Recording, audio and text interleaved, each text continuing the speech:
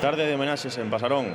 Saían cunha camiseta na honra de Asier Arranz, os seus compañeiros do Pontevedra, e tamén Manuel Barreiro, que cumplía 60 anos de socio.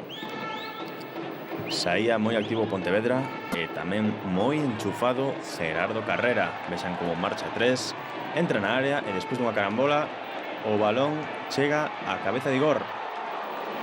Por moi pouquiño non encontra portería. O Pontevedra volvería a intentar máis ocasións que nacían das botas de Carrera. Busca a frontal, perfírase para disparar e atopa Espadas, que remata por riba do traveseiro. Esta xogada fora o preludio do gol dos granates. Balón longo que caza Espadas, moi oportunista, e bate a Jorge Pérez. Iso foi todo na primeira metade. Na segunda, un cambio de actitude total no Coruxo.